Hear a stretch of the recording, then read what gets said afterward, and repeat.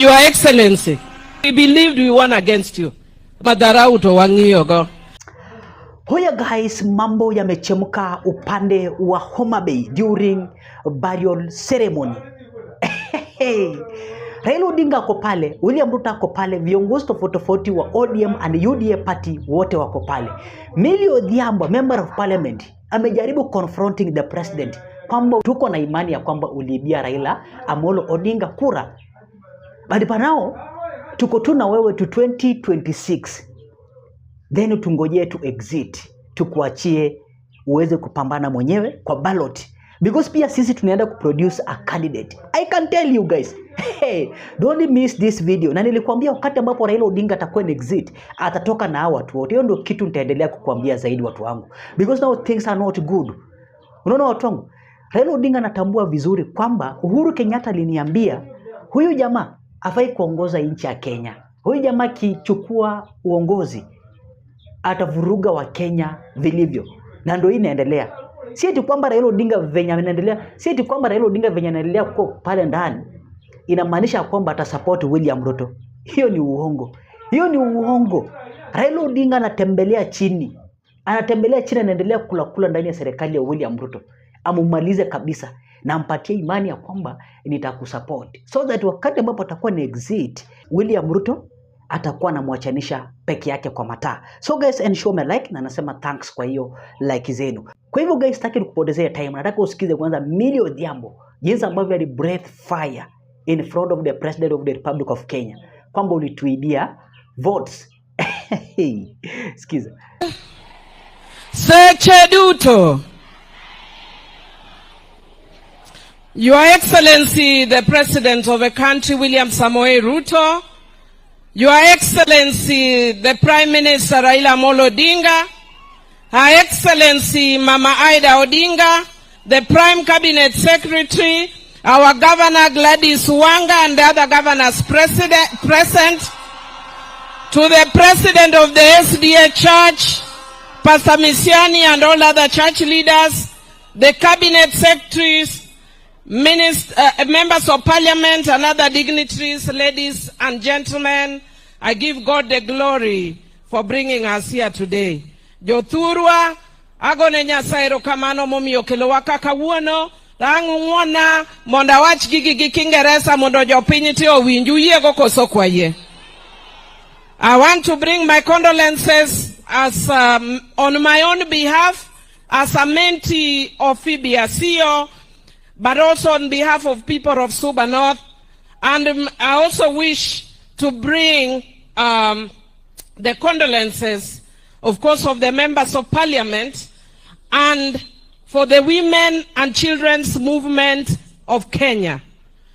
Your Excellency, there are many leaders who have walked with this journey with us who are supposed to be here today, but they are not able to come.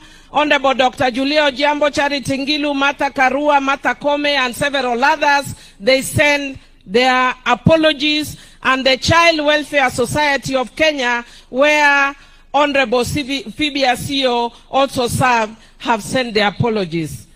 Honorable Phoebe Asio was a trailblazer, transformational leader, and a woman of many firsts. In Homabay County alone, she was the first woman to be elected as a member of Parliament. And jokarachuonyo ung'eyo nine wan gi wuoyi motegne karachuonyo ka miluongo no Kiki Amayo be mane watne. Be onge ng'ama osebedo motegno maloyo Kiki Amayo. To kane Phoebe ochung' kode, to Phoebe nonyalo ojombo. So, Your Excellency, since the election of Phoebe Asio, I am the one who was elected after her, and it took 16 years. It took 16 years between Phoebe and myself to come in as elected. That tells you how difficult a feat she managed. Your Excellency, I just want to say that Honorable Phoebe is also a founding mother of the Constitution of this country, which is a very important feat. Your Excellency, because I don't have the time, I wish to say that at a personal level, I was impacted by Phoebe Asio. When I was about 11 or 12 years, my mother was working at the county council here. And when Phoebe was going for her elections, I went to the hall because she was doing something we had never seen, which was a woman vying for an elected position. I sat until morning, and at 11 years, having watched Phoebe Asio, I said, I am going to be a member of parliament. The reason why I went back is because I'm a member of the SDA church, and I thought that politics and church didn't go together.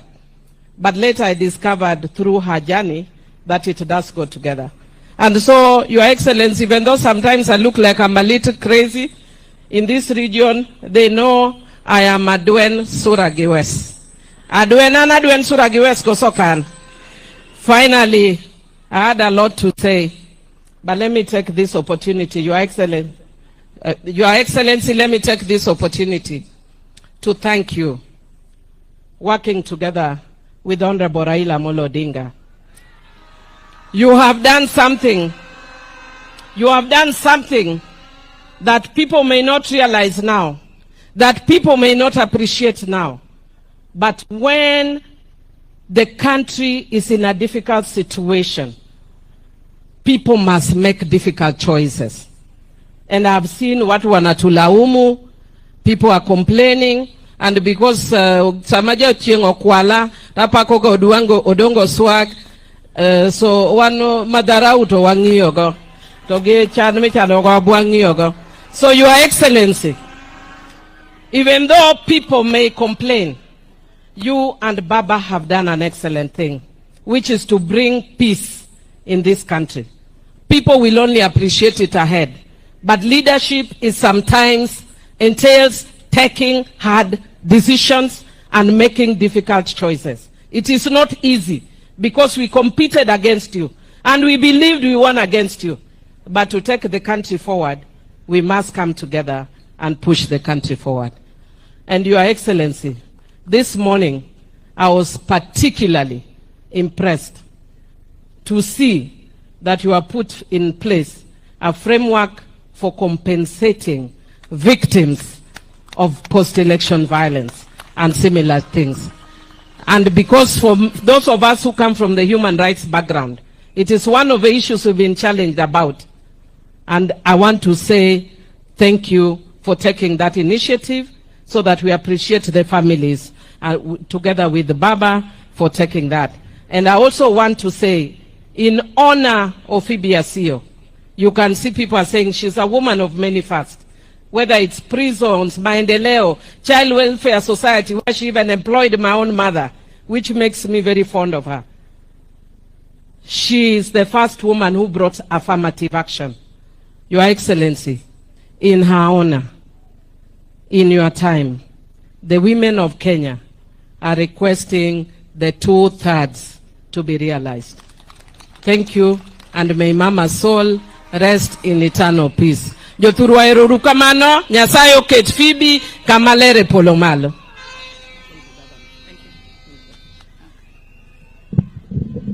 Erukamano Milo Gesa Gesa. Allow me to invite the representative of the Council of Elders, because Mama Phoebe was coronated as a Luo elder. Jaduong Vitalis. Biabiera ajiki kodiam. Aji. Members of the press. Oh, sorry. Thank you very much, members of the press. We are here with Council Nurdin Kadai, Council Phil Soyo, Council Wanjira Maina, Council Abna Mangu, and myself, together with human rights defenders na wananchi wa Nairobi na wa Kenya. Nataka niwashukuru kwanza. We've been here the whole day and we've been here defending our comrades, fellow Kenyans who are innocent as we speak, and we pray that they will also be innocent because there's nothing serious that they committed. There's no serious offense here that was committed. The miscellaneous application was made by the DPP to hold Honorable Mosquito for a further 14 days. But we've argued our case, and a ruling will be delivered next week on Tuesday. We'll wait for that ruling, and we know that the ruling will be in favor of mosquito. About Osoi, Kopshakur, and Kimadi. Tomorrow, a ruling will be delivered at 11:30 a.m. and we are also very positive. We made our presentation. There are no better. The adverse party, as you could see, was very weak in their presentation, and we were extremely strong. On a scale of 0 to 10, we scored 11. So we are good to go. Kesho, I'm very sure that our comrades will be out. Let me give an opportunity to our lady, Council Maina. Perhaps where are we heading as Kenyans? Kenyans, we are always headed in the wrong direction. So that one, you know. That one, you know, there's a problem. Kenyans are suffering. There are no jobs, problems of unemployment, challenges of high cost of living, challenges of overtaxation, challenges of high cost of education. There are problems. Citizen bilioni 11 umesikia ishaenda. So kuna shida as Kenyans. And President must work.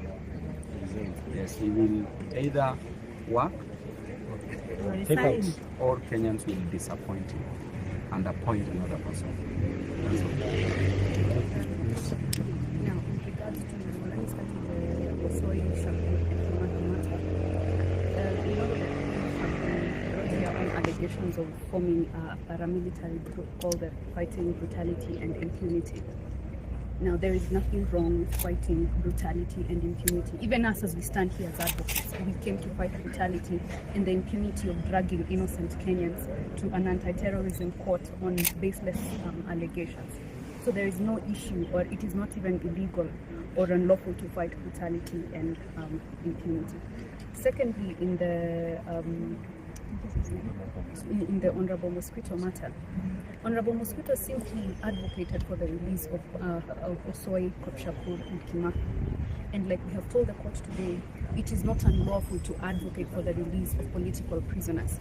We have even demonstrated to the court that, for example, people advocated for the release of the Kapenguria 6. Now, does that mean that those people should have been dragged into a terrorism court? Absolutely not. So the impunity that the government is operating with to fight any kind of uproar where citizens want to complain about impunity or any kind of brutality or unlawfulness on the part of the government, and the government's response is to drag those citizens into a terrorism court. That is what we're fighting today. That is what Patrick Osoi, that is what Kopshakur, that is what Kimaki, that is what Honorable Mosquito are fighting.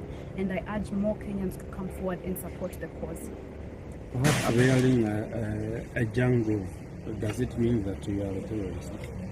So first of all, in response to your question, like you heard today, the PC could not even identify what military regalia that was. That is first and foremost. Secondly, as regards that the wearing of a military regalia as a criminal offense, the criminal fine outlined in the penal code is just 600 shillings. Surely, if Honorable Mosquito had committed such a criminal offense, he should have been summoned and even told to pay that fine. It was not necessary to drag him to the terrorism court. So to answer your question, absolutely not. It does not make you a terrorist just because you wore whatever military regalia. And in this situation, they could not even identify what disciplined forces that military regalia belongs to. So no, it does not make them terrorists. I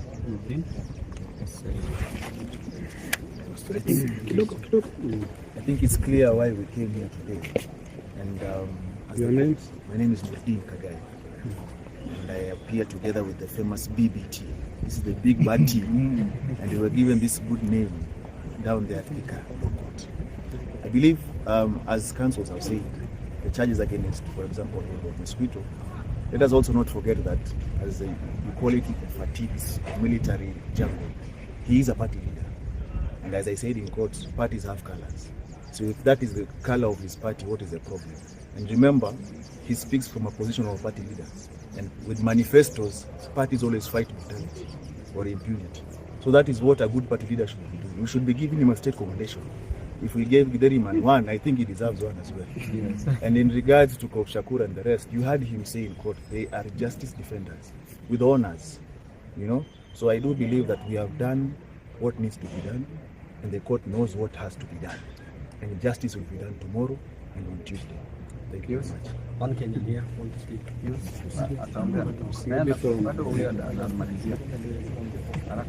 Yeah, thank you so much, members of the Court State.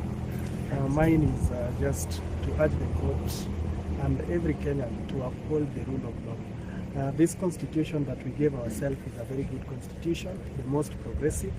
Let us make sure that we defend and uphold this constitution.